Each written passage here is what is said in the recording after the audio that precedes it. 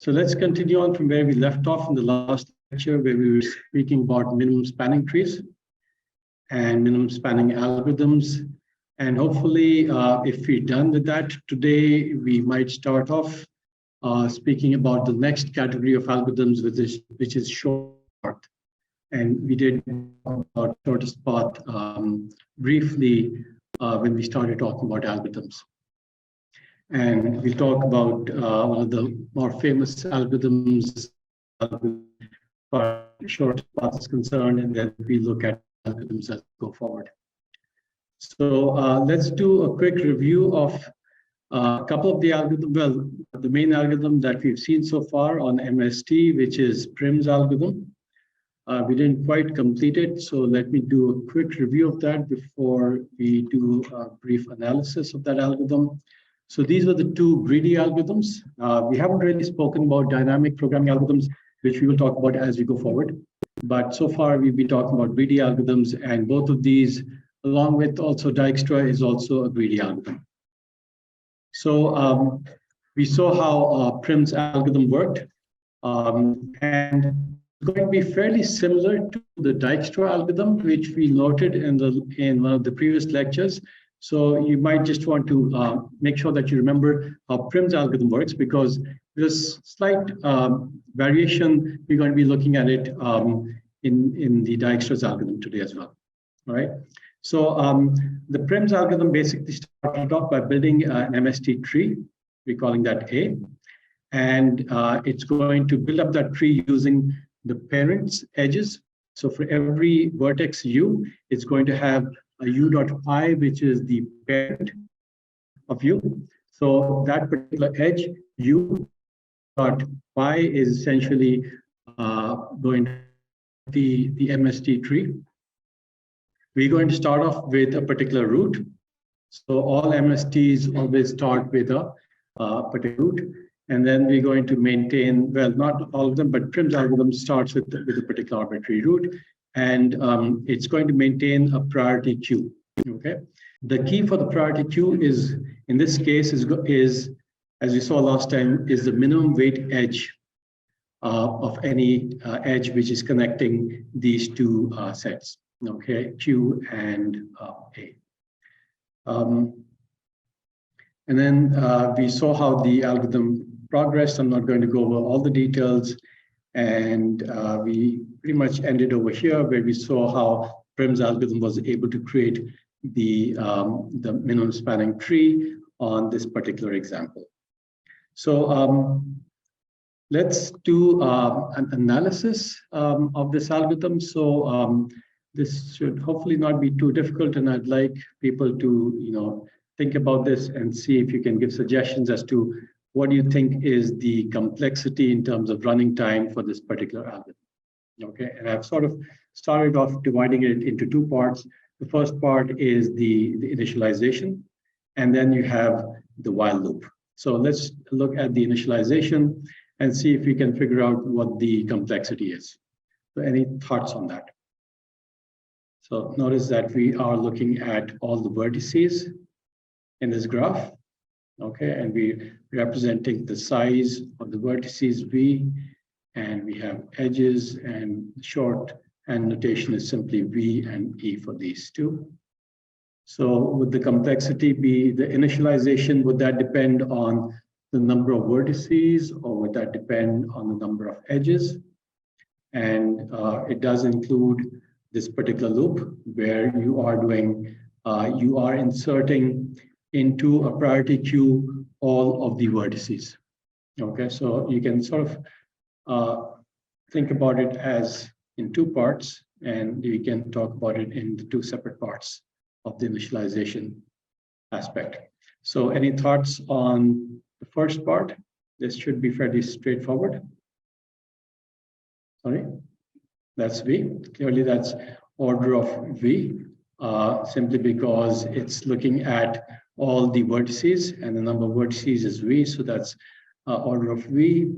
How about for the second part, where we're doing the insertion inside a priority queue, and we're inserting based on the key? And so any thoughts on that?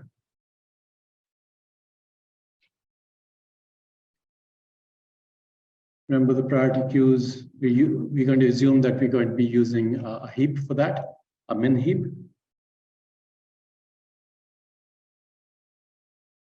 I'm sorry, what was that? Order of V, why is that?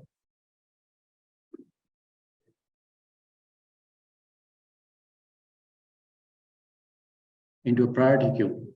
Now, how long does it take to insert elements into priority queue? Is that simply order of n, or is that? So just think back. Oops. Think back about a priority queue. How does one create a heap? Is that simply, is the complexity of that, does that simply depend on the number of items in the heap? No. So it's n log n, right? If you remember correctly, the whole thing. So, but in this case, what about in this? Sorry, in this particular case, is it still going to be order of V log V, or is it going to be a little different? Now think about, this is a priority heap, a priority queue is implemented as a heap. So we are inserting based on the keys. Okay, so just think through that process and suggest, would it be as bad as order of V log V, or would that, in this particular case, can that be reduced? So think about the keys. Are all the keys random numbers, or are they pretty much the same? Yeah, so the keys have been initialized to be 0. Okay. So initially all the keys are 0. So if you are inserting the same number, if the key is the same and you're inserting that into priority queue, then that should hopefully not take, the log V should not really be invoked.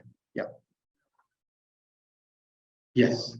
So there is one node which is at the root, which is different. But if you're doing an order of complexity, that particular root node could be considered separately. And then if you look at the rest of the keys, they're all the same. So hopefully you can reduce that to simply order of V. In this particular case, because all the keys are the same, except for one, all the rest of the keys are the same. Okay. So, but it'll be, if we look at the overall algorithm, this may not matter too much, but still it's important to take a look at each aspect. So order of V log V or order of V. What about the second part, the loop? So if you think about the loop, what are we doing? We are looking at, we're extracting the minimum value from a heap, and how long would that take?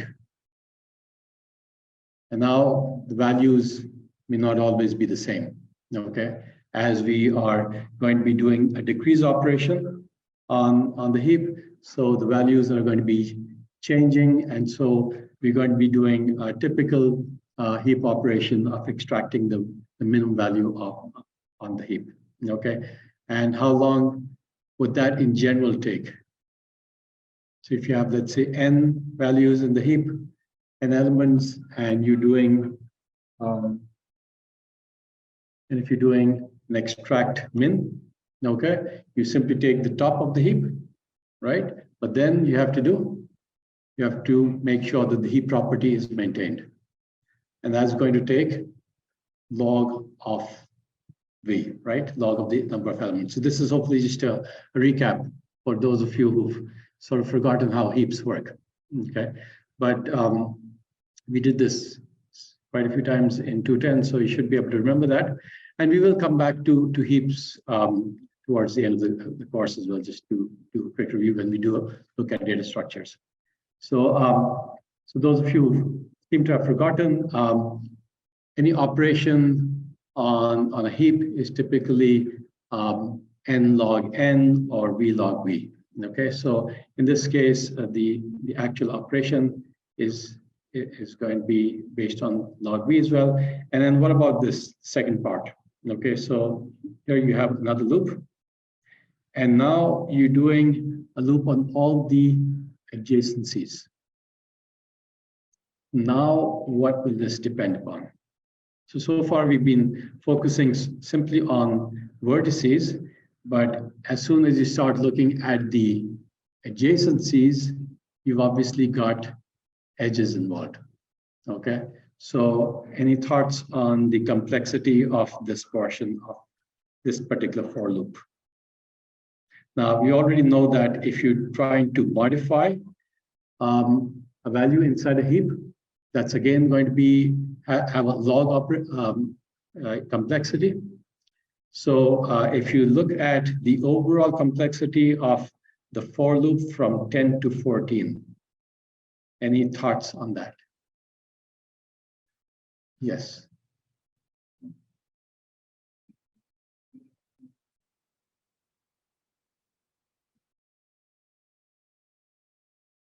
So did you say E over V?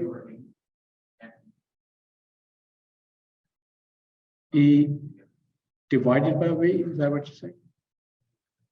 Okay.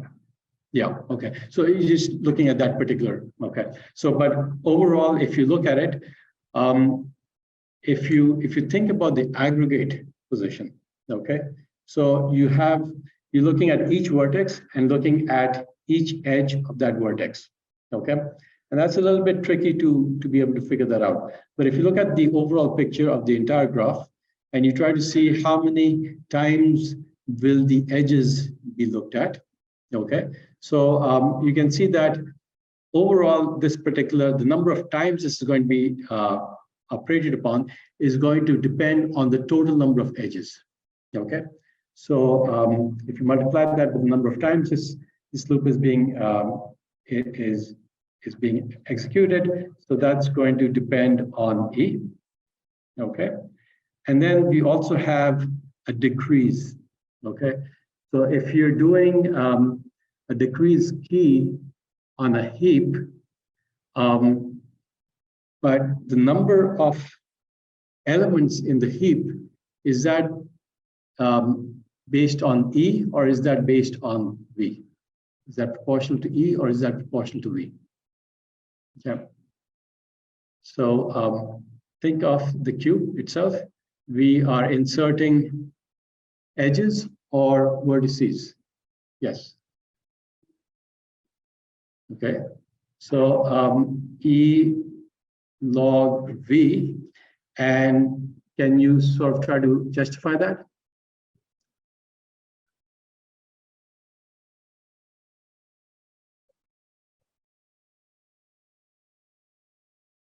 Yeah. So hopefully people can follow that, is that we have the number of elements in the cube or the number of vertices, okay? But the number of times we're performing that decrease key is going to be proportional to the number of edges, okay? Because that depends on, and we're looking at all the edges. So, so overall, if you look at the analysis, here I've shown either order of V or order of V log V. Essentially, this is what it's supposed to be, but just the fact that all the keys are essentially the same, so it reduces to order of V for the initialization part.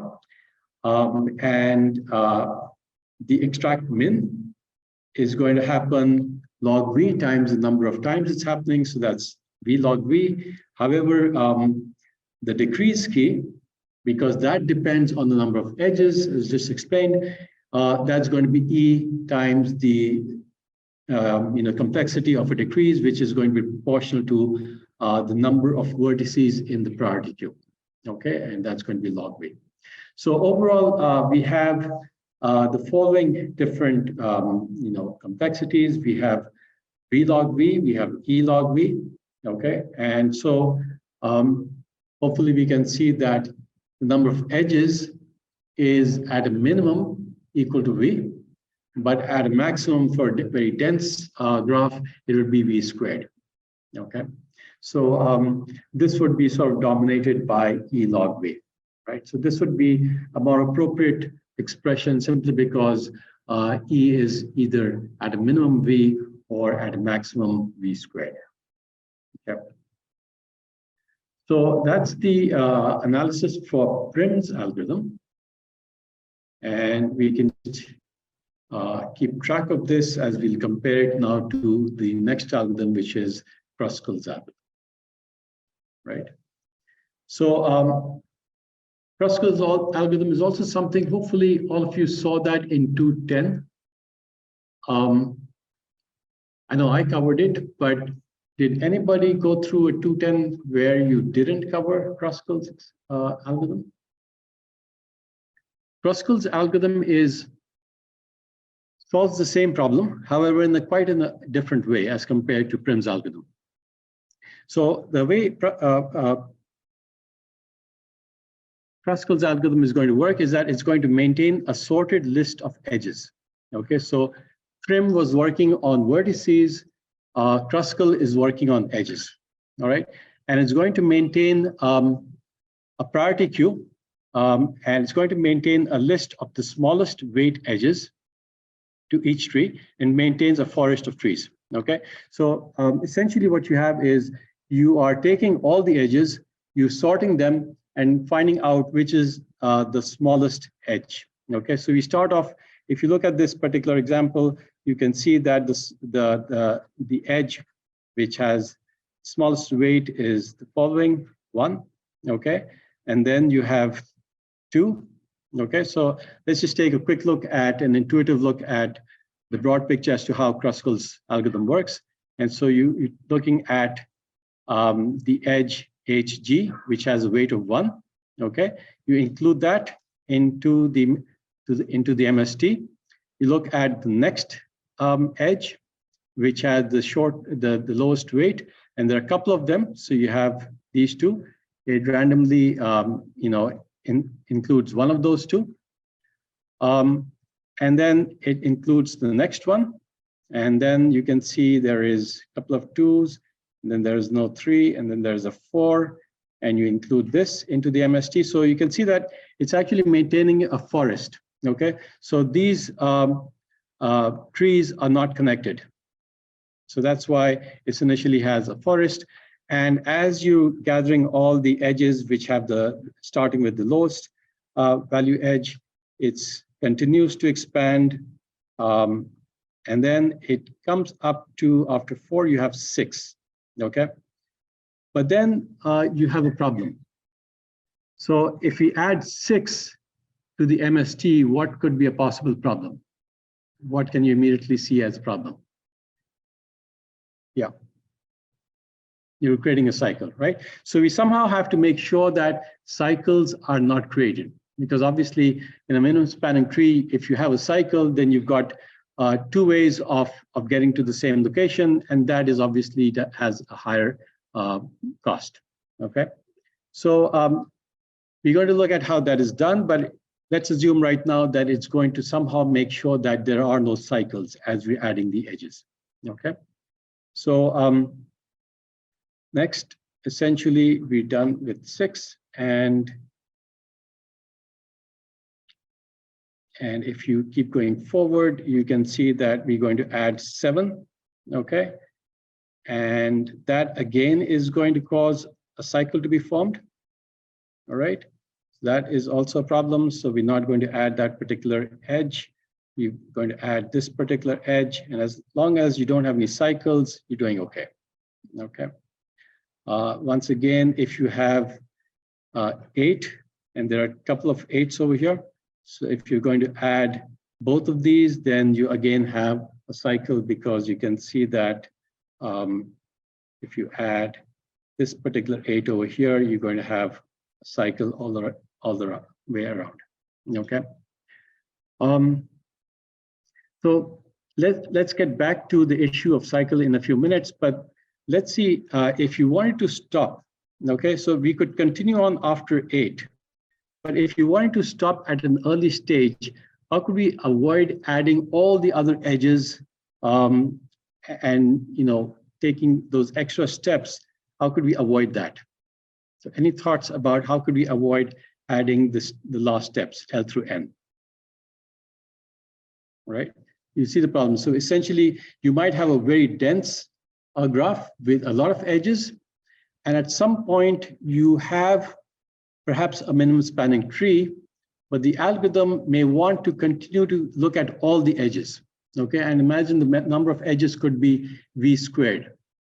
So when would you think would be a good time for the Kruskal's algorithm to stop looking at more edges? Based on the fact that we starting with the edges which have the least weight, and we sort of expanding until we have, at some point we need to stop looking at the edges. So any thoughts about that? Yes.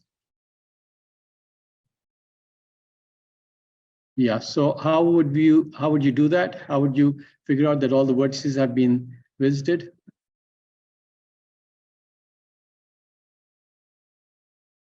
You could sort of keep track of the entire sort of vertices and see if you could look at the number.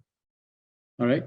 So if you know the number of vertices, and if you're looking for a minimum spanning tree, then the number of edges that should be included should be a maximum of what?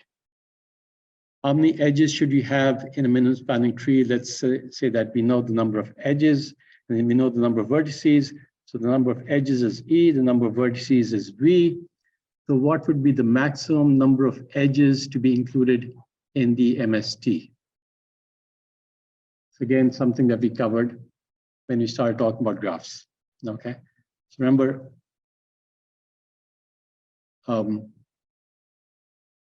what would be the maximum number of edges in the tree, okay?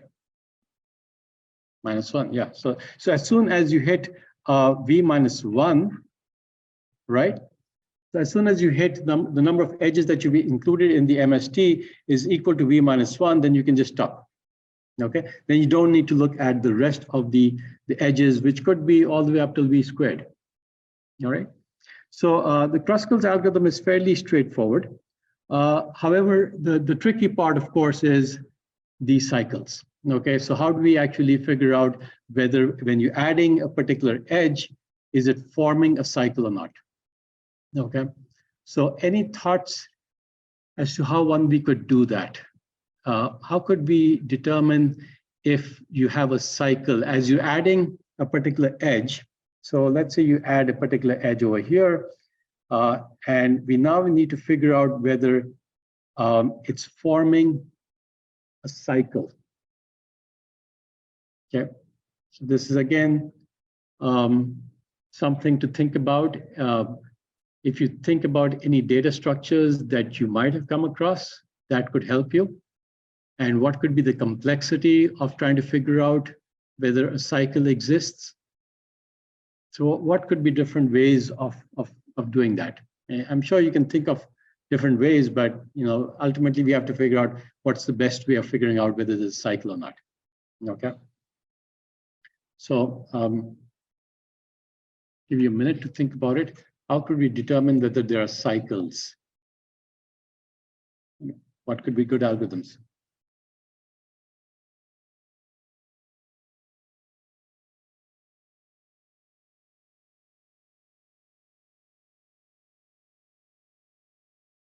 So if we go back to the basic idea, is that we're keeping a list of edges, okay? And we sort of maintaining sets, right? So we're maintaining a set of edges. We might have a set of vertices. How could we actually determine whether there's a cycle? Yeah. Yes.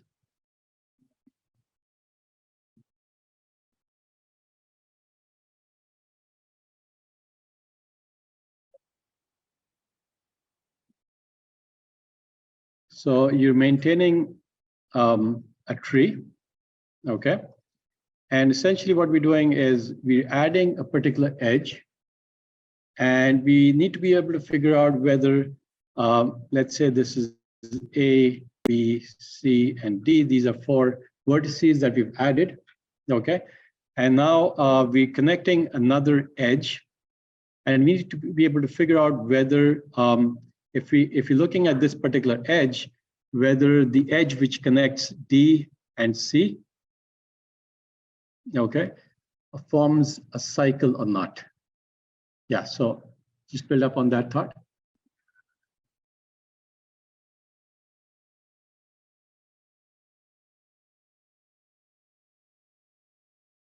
So, so you keep a list for every vertex, you keep a list of all the other vertices that are part of that. Okay, now remember that we have forests. Okay, so what you're saying is that we could have for every vertex, all right, we could have a list of other vertices that are part of that particular tree.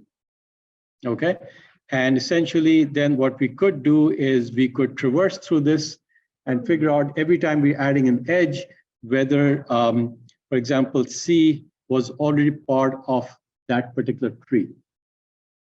Okay, so that's a good thought. Yes.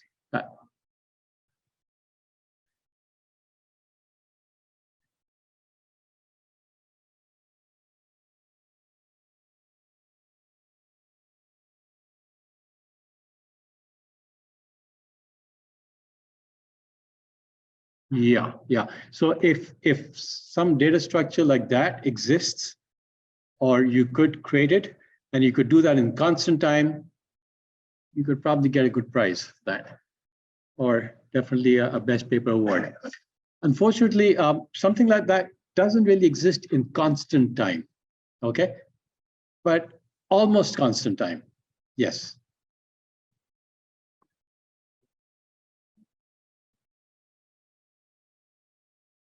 Yes, right. So that's almost constant time, and you're absolutely right. So you can create a data structure, and that's one of the advanced data structures that we're not going to be covering in this course. It's disjoint sets. I think it's covered in chapter 19. Okay, and as you've just mentioned, that that does have a property that you can create sets. Disjoint sets, and you can check whether a particular vertex is in that set or not. Okay, you can do a bunch of different operations, and these are the following operations that you can do. Okay, so you can create a set. Okay, you can take a vertex, and you can make a set out of it. You can do a find set, and you can do a union. Okay, so these are three different operations that you can do on disjoint sets, okay, which are called disjoint union find data structures, which again are fairly complex, and there are different ways of working with them, and some require compression, and so that becomes fairly complex, and that's why it's not typically covered in one of the basic data structures courses. But at some point, perhaps you will come across that. Or if you are really interested, you could look at chapter 19 and you could see how the disjoint sets actually work. Okay, but as Carl just mentioned, that they almost work in constant time. Okay, but it's almost, and here I haven't mentioned it as constant time because it does depend on which particular algorithm that you're working on. But some of the simpler algorithms will certainly be able to do that in log of n. Okay. And at this point, we'll just rest and assume that this can be shown. Okay, I'm not really proving this, but let's just assume that we can do these operations. And in fact, if you look at the best operation, then it can be done in almost constant time. It's actually alpha n, and alpha is a very slow-growing, complex algorithm, which is essentially 4 or 5. It goes from 1 to 4 or 5. Okay, for most values. So given that we can do this particular set of operations, let's see how this particular algorithm will work. Okay, so we start off with creating A, which is the initial set. Okay, and we'll create each one of these vertex into a disjoint set. Okay, So so it'll use a make set operation, and it's going to take each set, each vertex, and it's going to make a separate set. So you have V sets, okay? And then we're going to create a single list of the edges, okay? And we're going to sort the list of edges into monotonically increasing order by weight, okay? So essentially it's, and if you look at this particular operation, and if you now think about how could we do that? So what's the complexity of an algorithm which can do sorting? Now, we've spent quite a bit of time on sorting algorithms, and we've even looked at algorithms which, we've looked at what is a theoretically best way of sorting based on comparison sorts. So what would be the complexity of line 5? Going back to sorting. So remember, I know it's been quite a few weeks, but if you have comparison sort and if you have n elements, then what would be the best comparison sort algorithm? Yeah. N log n, yeah. So it's going to be based on the number of edges. So this is going to be something like E log E, okay? Next, let's take a look at this particular loop over here. So it's going to work on each edge, all right? And then it's going to do the following operation, okay? So it's going to check whether every time you're going to add an edge, okay, it's going to make sure that there are no cycles. And how is it going to do that? Well, it's simply going to check whether the set that U belongs to and the set that V belongs to, the two vertices that you're trying to form combine, okay? If those two belong to the same set, okay? And how can you do that? Well, you can find the set that U belongs to, and you can find the set that V belongs to, and you can check if these two are the same, okay? And given that the find set works in essentially constant time or log time, all right? So you can do this particular operation in log of V time, okay? Again, if that is not true, then you're going to combine those two vertices and you're going to combine them into the MST, okay? And that again can be done with the union operation, and that simply merges the two sets together, okay? It forms the union of these two, and essentially it then returns A, okay? So this is how Kruskal's algorithm is essentially working. And if you look at the overall complexity of this algorithm, let's try to figure out the analysis and see how what would be the complexity. So if you look at the initial portion, and then the sorting portion, okay, and then we have the loop. So if you look at the overall algorithm, what do you think is the most complex aspect of this algorithm? So the loop has this nice property that you can think of, that this is operating in log of V, all right? And then you have to repeat that, of course. So any thoughts on the complexity of this entire algorithm? Or you can break it down and give me a response as to the initialization versus the sorting, and then the overall, the loop, which does the insertion of the edges, and it's doing the merging and checking of the cycles. So any thoughts on this? Let's talk about the initial portion.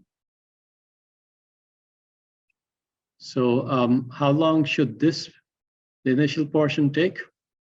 Well, we're simply adding the vertex V into a singleton, right? So you have a set which comprises of a single vertex. So how long should that take? Well, it should normally be something which is almost constant time. But in this particular case, since it's a singleton, it's you simply adding a vertex to a set, and that's the only element in that particular set. So that essentially should take constant time.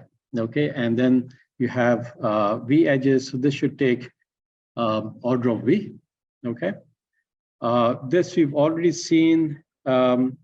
Create a single list of edges, and then you're going to sort the edges. So this is the complex part.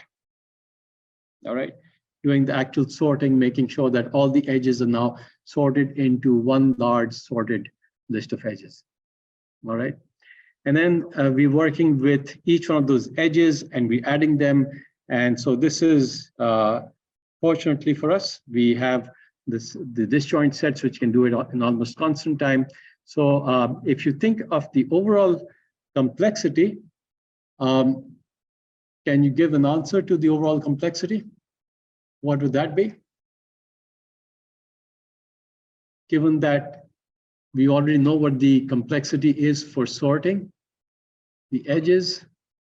So any thoughts of the overall complexity of the algorithm? Yeah. Yeah, so n in this case would be number of edges, right?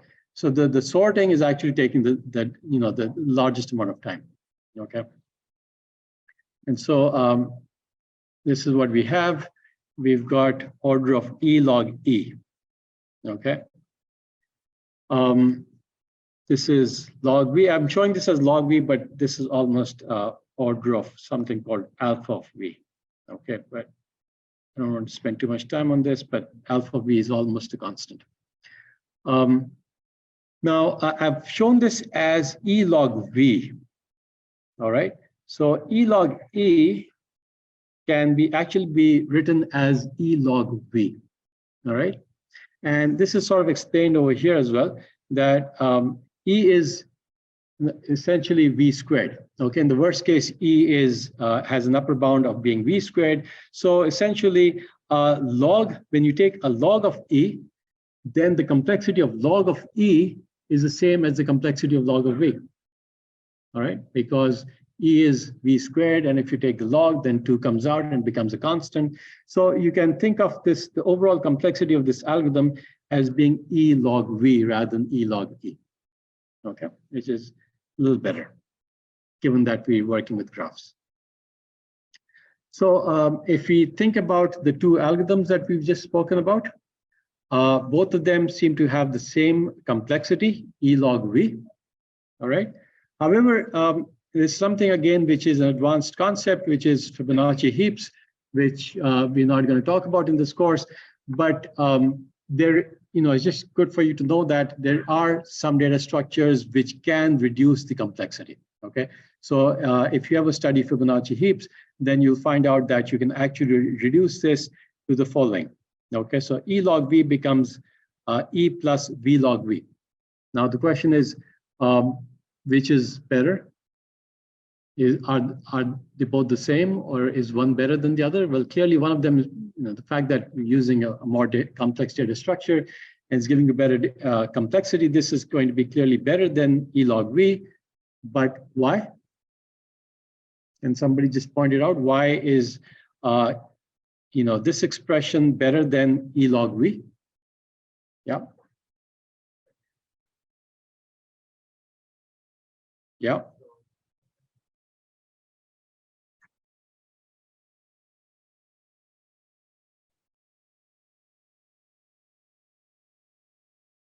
Yeah, so you've got basically for a dense graph, okay? For a dense graph, you have these two expressions become V squared log V, all right? And the bottom expression becomes V squared plus V log V, okay? So clearly V squared log V is, V squared is better than V squared log V by a factor of log, okay? So Fibonacci heaps do come in handy at this point. So that sort of completes our minimum spanning tree analysis. And we will now go on to looking at shortest paths. Okay, so the next set of algorithms that we're going to look at are shortest paths, and this is a little bit more complex than minimum spanning trees, and there is a whole variety of algorithms. Some of them are greedy, some of them are dynamic programming algorithms, and there's a whole bunch of variations of the shortest path trees that we look at. Okay, so let's start by looking at some of the initial definitions. So the basic problem that we're going to look at is that of a weighted graph.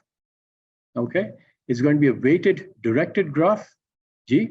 Okay, and the weights are some mapping of weights on each edge, which are real numbers.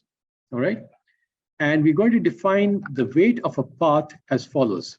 Okay, so let's assume that you have a path P. Okay, so let me just show that as follows. So you have a path V going from V0 to V1 to all the way up to Vk. All right.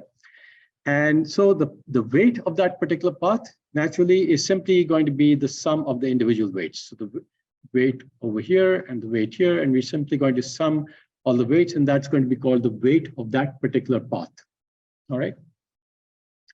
Now we're going to define the shortest path weight as delta UV, which is if we somehow knew what the shortest path weight was, or we knew what the shortest path was, then let's assume we call that weight of the shortest path to be delta UV. All right. So it's going to be defined as follows: is the minimum of all the paths, of the weight of all the paths between U and V. All right. And we're going to find whichever path has the minimum weight, we're going to call that delta UV. Okay. And if U and V are not reachable from each other, if V is not reachable from U, then clearly the distance is going to be infinity. Okay, or the distance or the cost is going to be infinity. Having defined delta UV, which again is the shortest path weight, now we're going to define the weight of a particular path.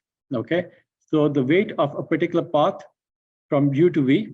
Okay, a short, and you could have multiple shortest paths as well. All right, so you can just imagine that you could have, and I'll show you an example in a minute. Let me just show you right now. So let's take a look at this particular example.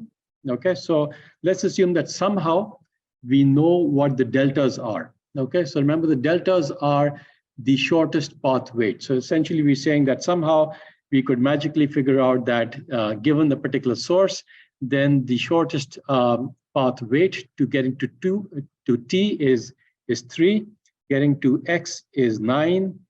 And hopefully you can see that you can use your human eye to be able to figure out that the shortest path weights correspond to these numbers over here. All right. So, but let's assume that we somehow know those. We haven't figured out the actual algorithm, but can you just see that there are multiple paths? Okay, so just to make sure that you are all awake, and somebody just point out the different paths which are all equi-weight. Okay, so if you think about, well, from S to T, then there's only one path, there's only one edge, but let's look at maybe S to X. So can somebody just point out which are the different paths from S to X, which all have the same weight, which is 9? Yeah.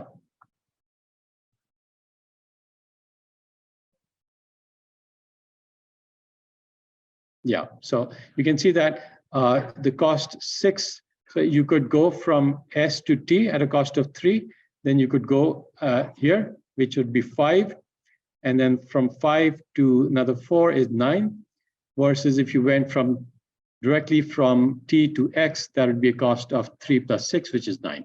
Okay, so you can see that there could be different shortest paths in a particular graph. All right. Now, as I said, there are a whole bunch of variants of the shortest path algorithm. So let's take a look at the following variant.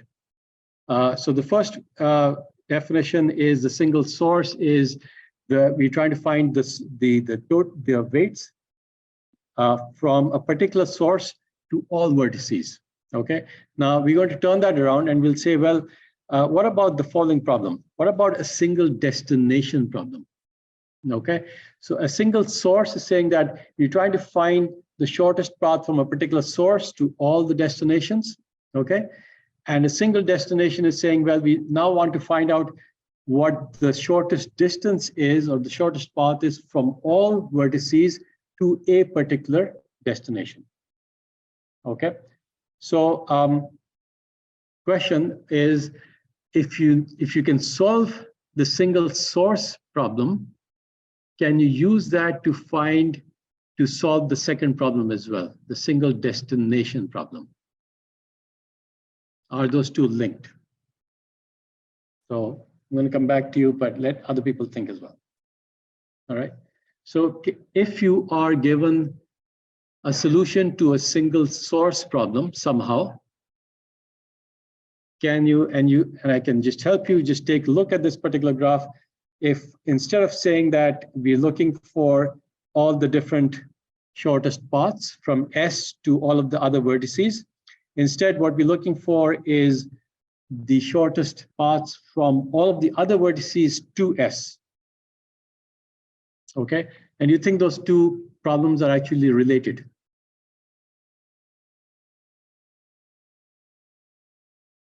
Think about the simplest part of it. So let's take a look at between S and T. Okay, so clearly the shortest path is directly from S to T is 3, is the edge 3. But can we somehow also figure out what the shortest path is from T to S based on the solution to the first problem?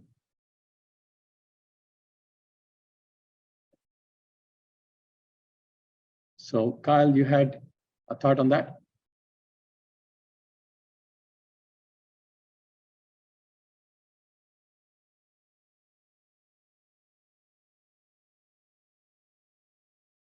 Okay, so very good. So what Kyle is suggesting is that what we could do is we could just revert each one of the directions of each one of the arrows. Okay, so if we change this to the following problem, well, this is a little complicated, but let's take a look at a simple case where you have, something like this. And let's say this is the original problem. What we're suggesting is that instead of taking these arrows in the direction in which they're given, we could change the directions and we could replace this with the arrows with the double heads. Okay, so the suggestion is that we could simply revert the direction of the arrows, and essentially we have a solution to the single destination problem based on the first one. Okay, so you can work that out on your own. Okay, and that is true. Okay, so you can figure this out, that by reversing the direction of each edge on the graph, you can reduce this problem to a single source problem. Okay, so which is an interesting thought. Now let's take a look at another variation. So this is a single pair problem. Okay, the single pair says that we just want to get the solution not between a source and all the destinations, but we just want to look at one particular pair, right? You want to find out the shortest path between your home and your work, okay, or your university. So you don't really care about finding out all the destinations to every other university or every other person's home. Okay, you're just interested in that particular pair, which is actually the typical situation. Okay, so do you think this particular problem has a lower complexity as compared to the single source problem? Okay, so the single source is clearly saying, you want to find a solution to get from your home to every other possible location in the universe, all right? And we're saying, compare that problem to an alternate problem, which is saying, I just want to find out what the shortest path is from A to B, okay? And do you think those two problems are related? Should one have a lower complexity than the other? It would seem so, that the first problem of getting to everywhere in the universe would have higher complexity as compared to going from your home to your work, or between Chapel Hill and Los Angeles, or some other pair of vertices. Do you think those two problems are related? And should you be able to find a solution to the single pair problem with an algorithm which is less complex? And if not, then why not? Okay.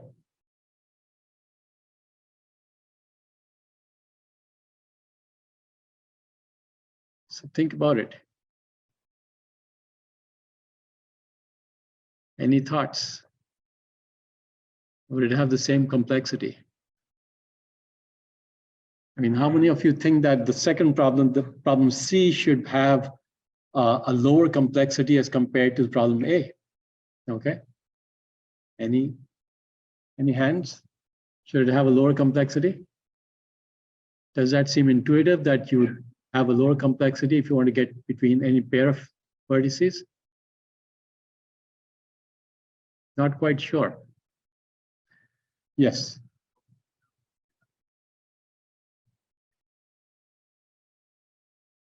Yeah. So essentially what you're saying is that if you want to get from, let's say, from U to V, and you figure out, an algorithm which goes from U to V, but you haven't explored all the other paths, right? So you could have another path which goes to some location X, and that goes, so generally speaking, I'm going to show paths as a wiggly line, okay, as opposed to an edge, which is going to be a straight line, just an arc, okay? So those wiggly lines have some meaning. So if you want to find out the shortest path between U and V, and you haven't explored what the shortest path is from U to some other vertex X, which is essentially, I guess, what you're saying, then how do you know that U to X to V is not going to be a shorter path as compared to U to V?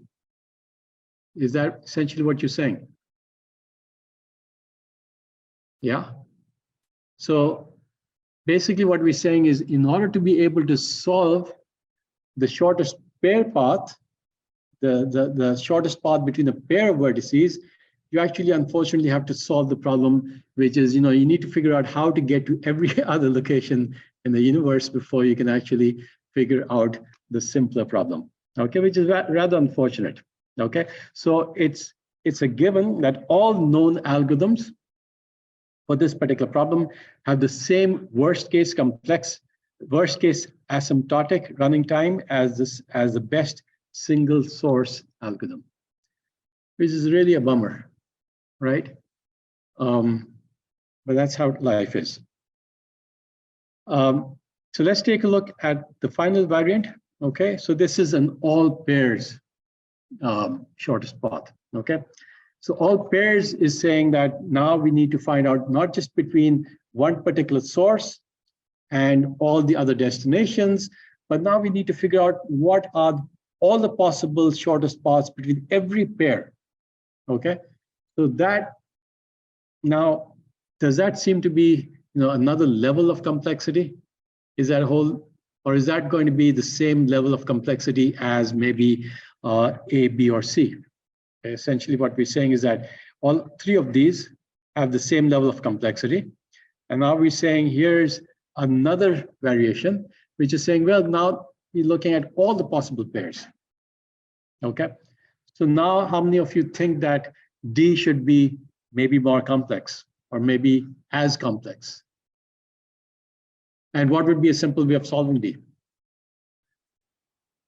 or it'd be the simplest way of solving D, given that we have solved any one of the first initial problems. Yes. Yeah. So what we could do is use single source, okay? And we change the source. So now we know, let's say we have A, B, C, and D. So we figure out how to get from A to B to C to D. And then what we're doing now is we're saying, well, we now need to be able to figure out how to get from C to A to B and to D, okay? So we simply repeat the single source V times, okay? We repeat it and make every other vertex to be the source, and so we have a solution, all right? So if the complexity of this is something like E, is whatever it is, I'm not telling you what the solution is, but you simply multiply that by V, the number of vertices, and you have a solution for all pairs, okay? Now, is there some reason why can you make it less complex? One would think that you could, perhaps, yes?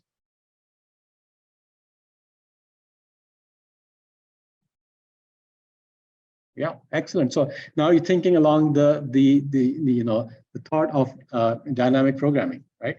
Because essentially what dynamic programming was said is that if you have some solutions, and if you can use those solutions to compute other solutions, just like in the Fibonacci series, you could perhaps find a better way. Okay, so we will take a look at this, and yes, for some problems it can be you can find out a faster way of doing this. Okay, and so we'll take a look at it hopefully in the coming lectures.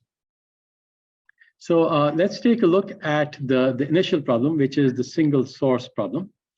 And let's see if we can figure out some other issues, okay? So the first issue is that of negative weight edges, all right? So let's assume that you can have negative weights on edges, okay? And somebody tell me what could be a real life problem of real life example where you might have a negative weight edge. So graphs can represent a whole bunch of things in real life, right?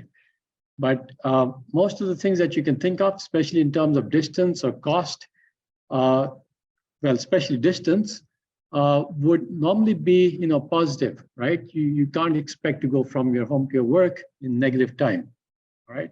Or in negative distance. But can you think of an example of a graph where a weight of an edge could be negative? Yes. Writing a sorry? Oh yeah, okay. So if you think about the energy, okay, that's a great example, okay? So if you think about the amount of energy required to go from, rather than distance, now you're thinking about energy, right? And maybe you have, some mechanism to be able to gain energy as well. You have some kind of a battery which can actually be charged, okay? Just like a normal, your car batteries can actually be charged. So imagine that you have a little battery which can take power from the wheels. So you're going down a slope, okay? And as you're going down the slope, you can actually gain energy. Okay, great example. Yeah.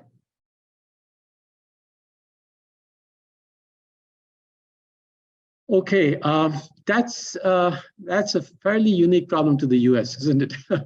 Okay, and but can somebody discuss that? Do you think that's a valid example of a problem with negative edges? So Logan, right? So Logan suggested, did I get your name right?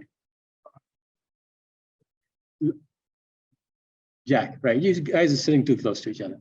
So Jack's suggestion is that could we use the time zones to depict a negative edge? And that's an interesting thought. But could you actually compose a real world problem which is based on time zones? Okay, and would that actually work out? Yeah.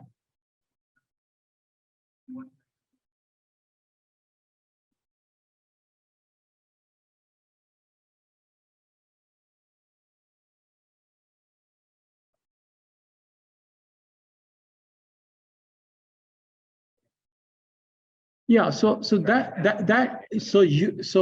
order to be able to convert that into a real problem that could actually solve something useful, it would be a little complicated, all right? Because you would actually have to put in the time zones for every vertex. But I can imagine that, yes, that a problem like that could be converted into a graph problem, and it would have negative edges. Okay, so I will accept that. Any other examples? Yeah.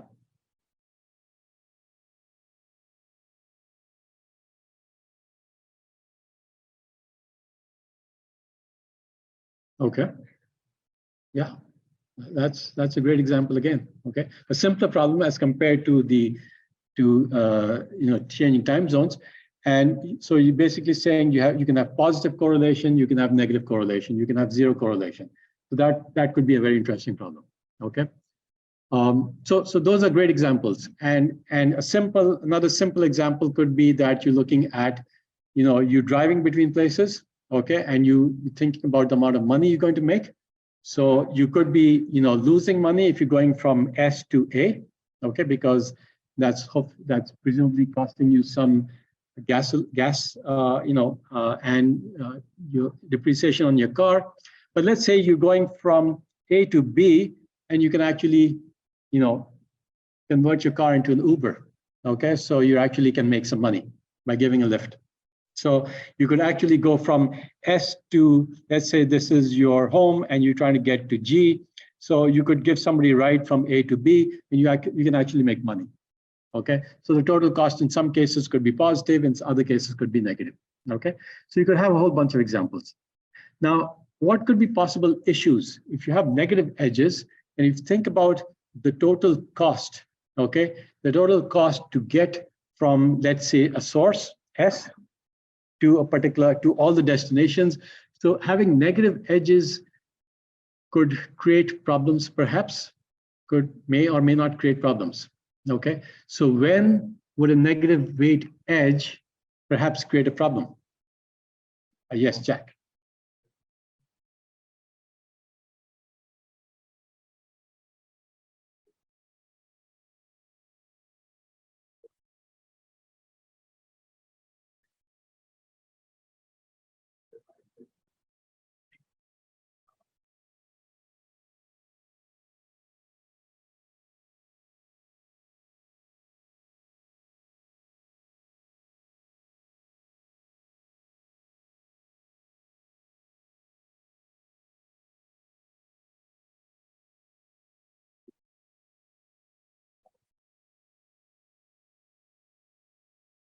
Okay, so you expressed an interesting thought. Basically, you thinking along the lines of an algorithm.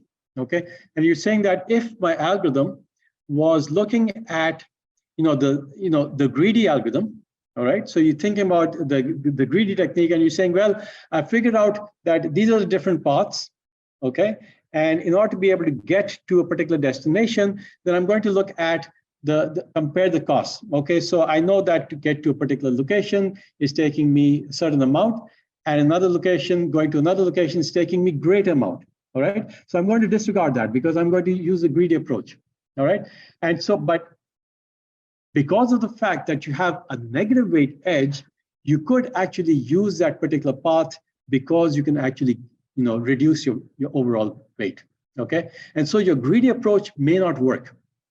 Okay, so that's basically what you're saying, is that if you have negative weight edges, then a greedy approach may not work. So you need to have a more sophisticated approach to finding a solution. So that's one category of problem. Can you think of another category of problem that could come because of having a negative weight? Yeah.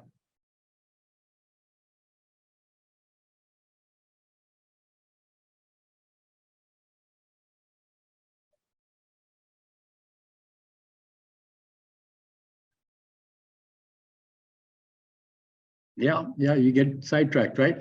You're trying to get to your work, but suddenly you realize you can make more money being an Uber driver, right? And so you're going around in circles, and you realize that, going from F to E, I'm actually making more money than going from E to F, okay? So I'm actually making more money, so the total weight is actually now becoming negative. All right, so you never want to go to work, at least not get to work when you have a positive cost to it. Okay, so those are two different categories of problems. Okay, and so when would this particular problem arise? And when would this particular problem not be a problem? So would all negative weights have a problem? Or are there certain scenarios in which negative weights would have a problem? Yes. Yeah. Yeah. So you can see that going from if you disregard this particular component, this particular path, and if you're going from S to A to B to G, well, the cost over here is 3. The cost over here becomes 3 minus 4 becomes minus 1. And then the cost over here becomes plus 4, which becomes 3, which is fine. Okay. Similarly, if you're going from 0 to C, so from S to C, you have a cost of 5. You get over here, you get a cost of 11. And you can go back to C from D. And that would give you a negative 3 over here. And that would be 11 minus 3. That would be 8, 9, 10, 11. So that would be higher than the original estimate. Okay. So that won't be a problem, because this particular cycle doesn't have an overall negative cost. Okay. So this is positive 6 and negative 3. However, this particular cycle does have a problem. Okay, because the positive cost over here going from E to F is positive 3, but going in the reverse direction, the overall cost is 3 minus 6 becomes minus 3. Okay, so if you have a cycle which has an overall cost which is negative, then you have a problem. Okay, and then you sort of get stuck into that in that particular cycle. And if you think about the overall cost, then what would be the cost of getting to from S to G? So you can see that if you went to E, you would have a cost of 2, and then to get to F, you would have 5. 2 plus 3 is 5, and then going back, you'd have 5 minus 6 becomes minus 1. All right, and so you can see that you can keep on reducing the cost to get to a particular destination if you just keep on making more and more cycles. Okay, and eventually this is going to go down to minus infinity. This is also going to go down to minus 1 plus 3 will become will become 2. Keep on going lower and lower. Okay. If you have certain vertices which are not reachable from the original source, then of course those will not have a problem, simply because all of these are going to be infinite. All right. So essentially what we're saying is that if you have the following scenario, then these particular vertices would not have a problem in terms of looking at the least cost path. But if you're looking at the following cases, then you would have a problem, simply because there are certain vertices which have cycles which are negative overall. Okay. So if you're going to look at a greedy algorithm, we're going to initially assume that we don't have negative weights altogether. Okay. So we're going to look at some common initialization of some algorithms, and we do have a few minutes. So let me take a quick look at some of the initialization of a whole set of category of problems, and all of them are going to use the following initialization. Okay. We've already seen v.pi, which is the predecessor. We saw that in the earlier algorithms in the minimum spanning tree. And now the key is going to be v.d, which is going to be different from in Prim's algorithm. Remember, in Prim's algorithm, we had the key of a priority queue to be the minimum weight of the edge. Okay. In this particular case, we're going to say, instead of looking at the weight of the edge, we're going to make the key of the priority queue to be the shortest path. So we're going to look at not only just the last edge, but we're going to look at the overall path to get to from a particular source to a particular destination. Okay. So the initialization is going to work as follows. We're going to start off with a particular source in the graph.